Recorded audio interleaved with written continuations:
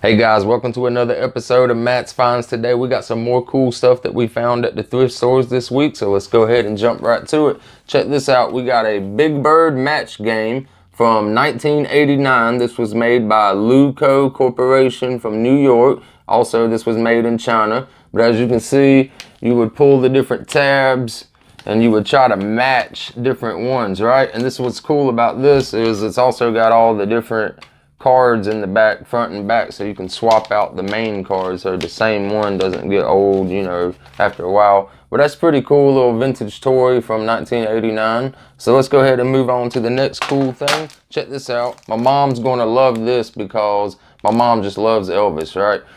These right here is from 2003. These are Elvis.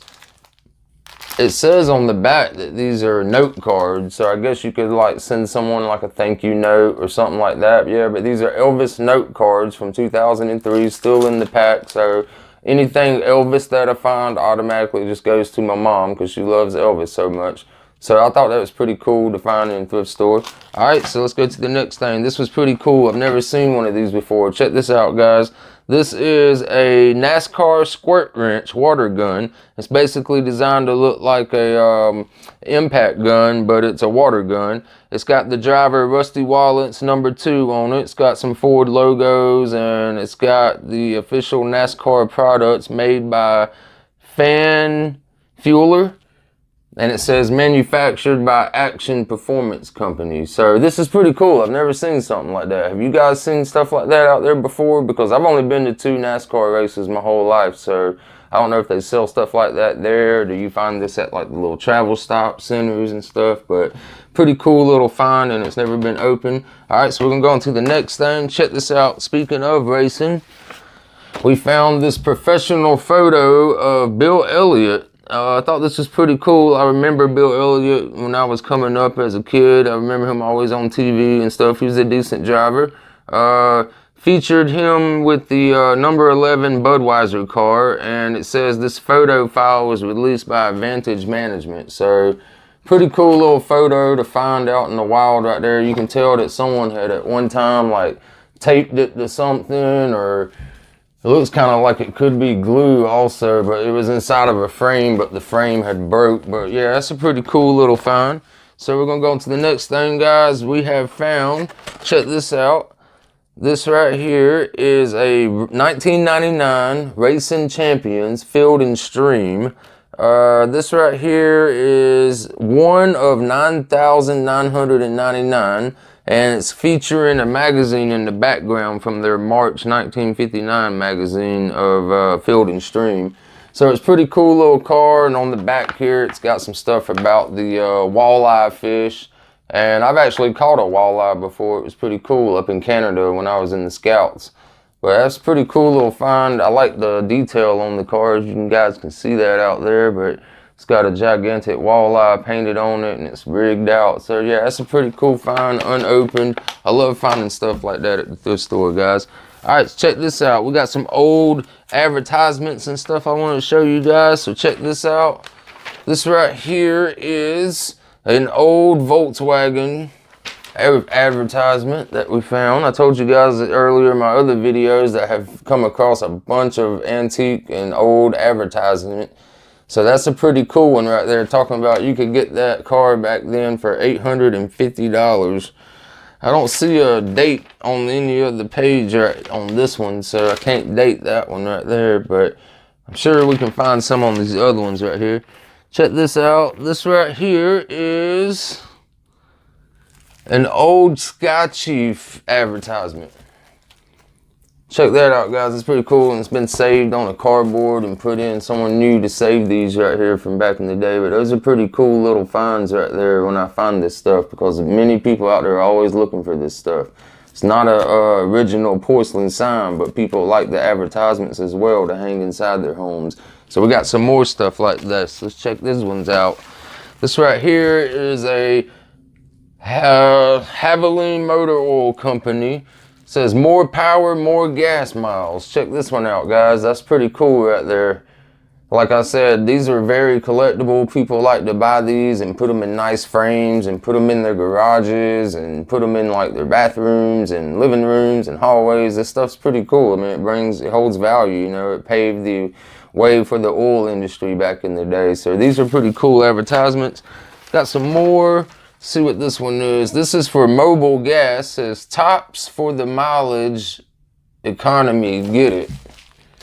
So that's a pretty cool one right there. You can see it's got the Pegasus Mobil Gas logo on there, and I love stuff like this. This is the type of stuff you find on like American Pickers and stuff like that.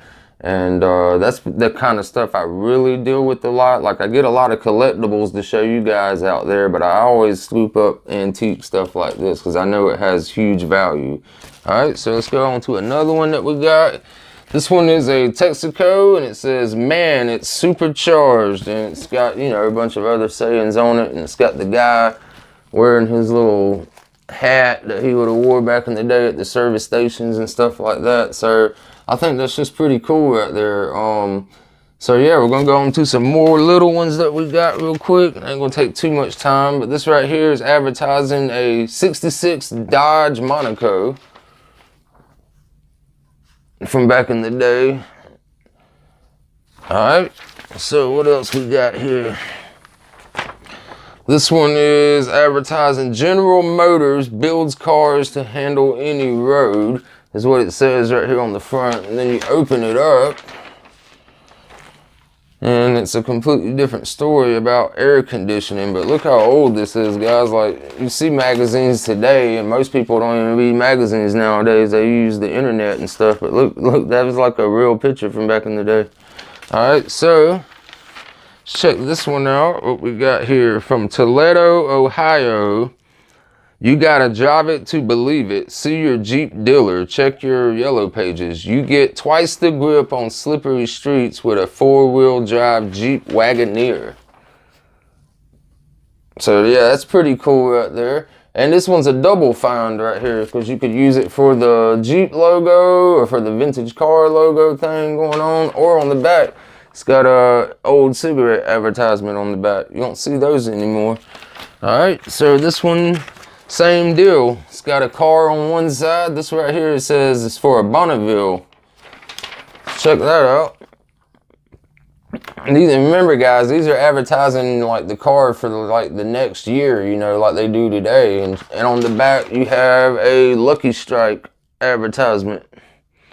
So, I mean, there's people that collect them for the tobacco advertisements, and there's people that collect them for the antique car advertisements. So what else we got? We got a 66 Ford advertisement here. So yeah, that's pretty cool. This one right here is for Chrysler. When was this made? I won't find a date on it, but this right here says, you're probably in the Chrysler class right now and don't even know it. Check that out. Alright, so that's all those. Oh yeah, we got this right here I wanted to show you guys. This says SO Service Center, and it's like a drone photo, you know, but it was probably printed, mass printed or something like that, I'm assuming. But that's pretty cool. And then we also got this right here. It says Coca-Cola, and it's like a antique farm looking car and all that. And it says on the back, old time filling station, printed in the United Kingdom, number 138MS, size 8x10. So pretty cool. Alright guys, so you know that I've been going around trying to find like Goosebumps books at the thrift stores and stuff like that, because I want to build the whole collection. Because when I was young, I had a lot of them. I probably had almost all, but maybe like, I'm going to say maybe like 10 or 15 of them I didn't have out of all of them. And then over the years, you know, I let people borrow them and probably just got rid of them, moving and stuff like that. So I happened to find How to Kill a Monster. I happened to find The Curse of the Mummy's Tomb, which this is, I recall, the second Goosebumps book I ever read, because the first one I ever read was The Haunted Mask. And then this was the second one that I got for free whenever they would come around to our schools and do a thing called, it was like a book fair, but it was free. It was called RIP. RIP program, like Read in Peace or something like that. And they would come into the cafeteria and line the cafeteria up with all brand new, spanking new books and stuff. And you get to pick one book. And I think they did that like twice a year, like the whole time I was in elementary school. So that was pretty cool. But back whenever they would do that at the time, that's when Goosebumps Books was hot. So we also found this one called Night of the Giant Everything.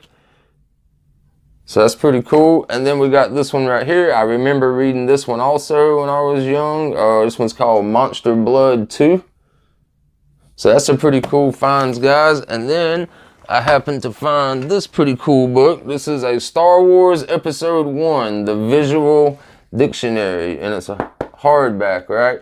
And it's basically like a dictionary that's got like all the different explanations of stuff, you know, like whatever you need to know about it, from their weapons to what kind of belt did that character wear and stuff, or helmet, and what it looks like. This is the book that you need right here.